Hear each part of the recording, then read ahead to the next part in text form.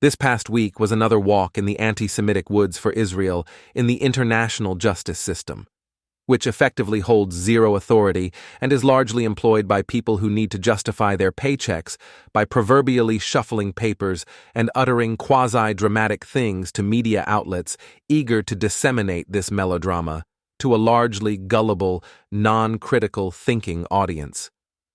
If this sounds like a lot of confusing, mumbling words, that is because last week's International Court of Justice ruling on Israel's operations in Rafah was even more bewildering. On Friday, the day that the International Court of Justice announced its directive, Israel simultaneously carried out a large airstrike in Rafah's Shabura area, one of the neighborhoods located about halfway between the Israeli border and the coast, where the IDF began operating against Hamas earlier in the week. Call it a coincidence, I call it a message. The International Court of Justice has no bearing on what Israel can and cannot do, precisely because Israeli policies are in accordance with international law, the Geneva Conventions, and so forth. Thus, any bureaucratic gymnastics at the International Court of Justice, or the International Criminal Court, which last week sought arrest warrants for Israel's Prime Minister and Defense Minister, citing quote-unquote war crimes, are ultimately anti-Semitic because they apply to no other country on this planet, just the Jewish one. If you, like me, thought the International Criminal Court's announcement for said arrest warrants was utterly ridiculous, the International Court of Justice's ruling was even more laughable.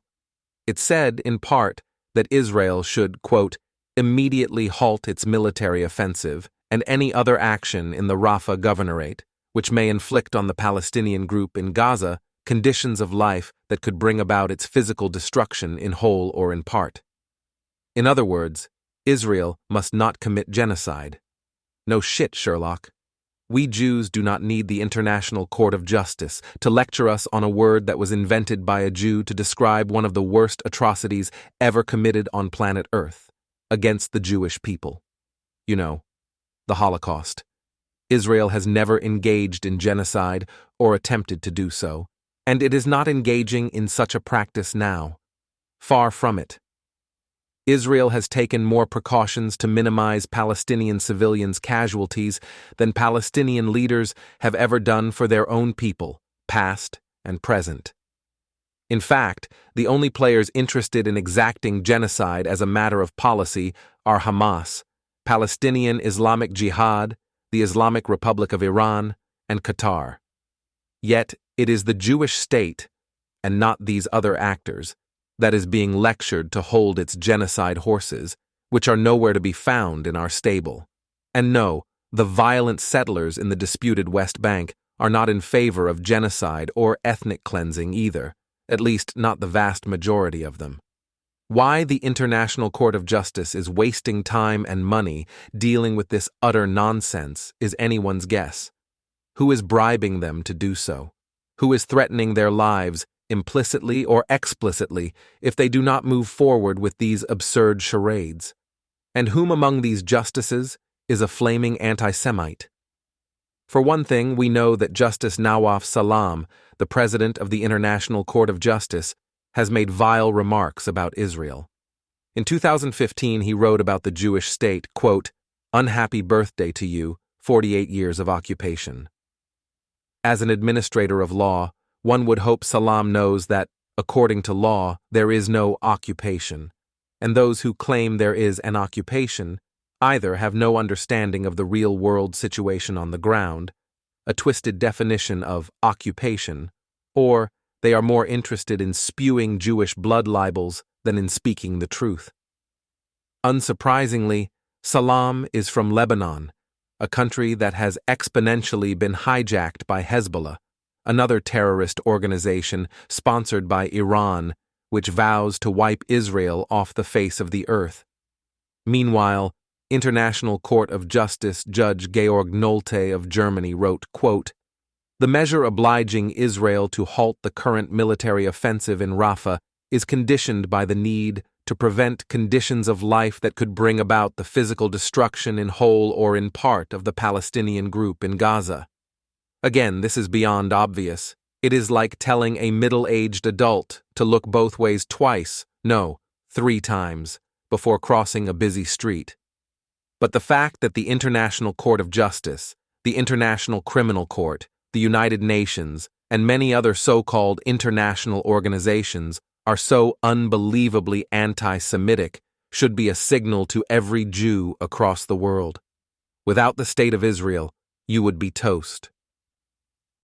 Most Jews cannot even contemplate such a sentence. They are too busy in their day-to-day lives, like us all.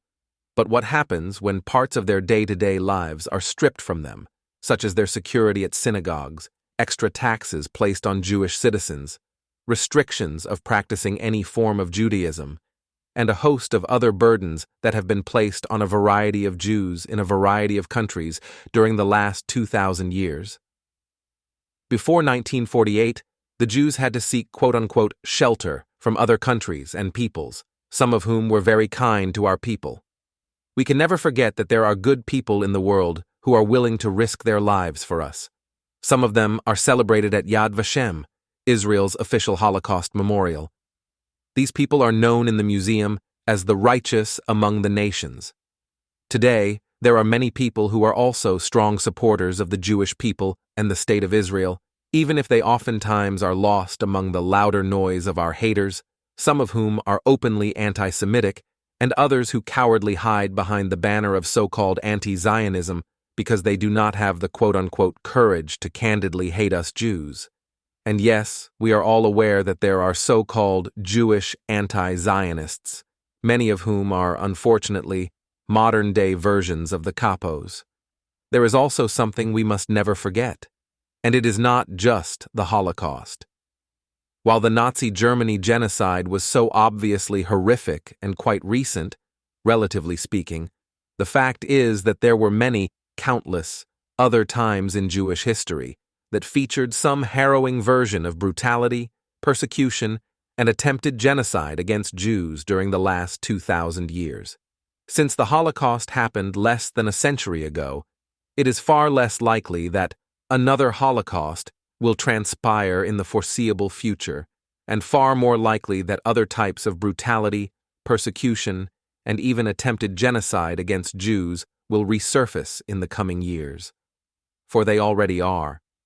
Yet many Jews are purely unfamiliar with and/or ignorant of these other types of brutality, persecution, and attempted genocide, which makes their precursors all the more difficult to recognize. There is also a desire for many of today's Jews to simply think happy thoughts, regardless if reality is blatantly screaming at us the opposite. And right now, the reality in the West is telling Jews loud and clear, your glory years here are over. They say you should tell people what they want to hear when you want to help yourself, and you should tell them the truth when you want to help them. Thus, I am trying to help all the Jews who are living in La La Land, naively thinking that they will be spared the immense burdens of being Jewish in non-Jewish countries. I truly wish we Jews today were different than our ancestors, both modern and ancient. Unfortunately, we are not. Not all is doom and gloom, though. Thankfully, we have a Jewish state, something that millions of Jews between the fall of the Second Temple and 1948 did not have. To be living in the time of Israel is an utmost privilege, and we must not take it for granted. This Jewish state needs all Jews to be engaged politically and socio-economically. Naturally, many Jews will shrug this off, feeling untouchable in their middle to upper-class lifestyles, where they are part of mainstream society and well assimilated. In liberal democracies, some Jews who are Ashkenazi, of European origin, or simply white-looking, have tried to blend in as white people with the privileges that so-called white people enjoy. By doing so, these Jews have made it exponentially harder to examine historical anti-Semitism or the ways in which anti-Semitism still plays out. Without this examination, there is a shroud of ignorance and invisibility around anti-Semitism.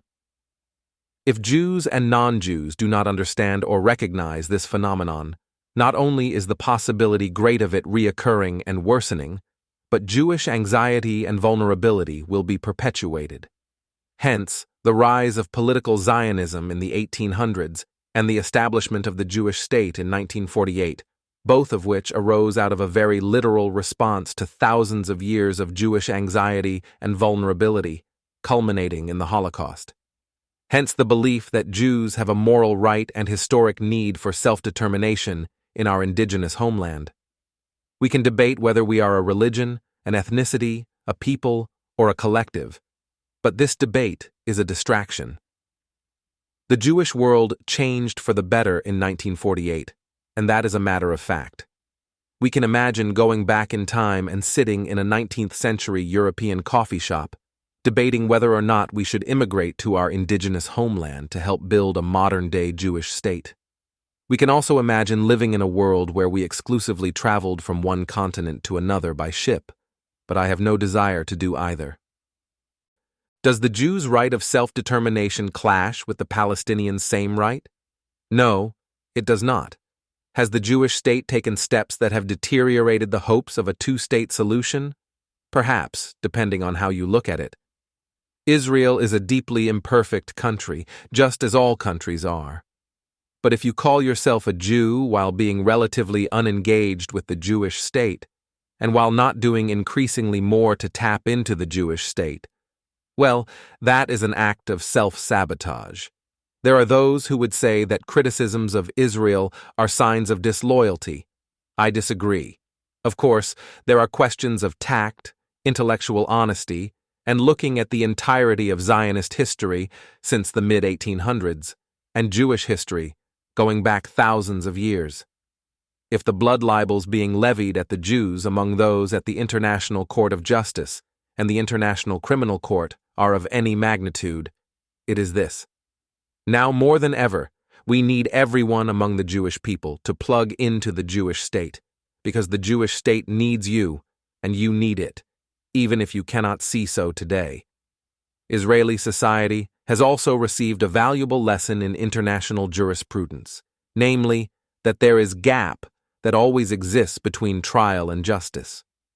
The international judicial system is a powerful one that represents interests, which are often hidden from eyes of the litigators. As the wisest of U.S. judges, Rand Hand, once admitted, quote, "As a litigator, I was more afraid of legal proceedings than anything else, except perhaps illness and death. And, as is known in legal circles, laws are like spider webs. The weak are caught in their web, while the rich and powerful tear them apart."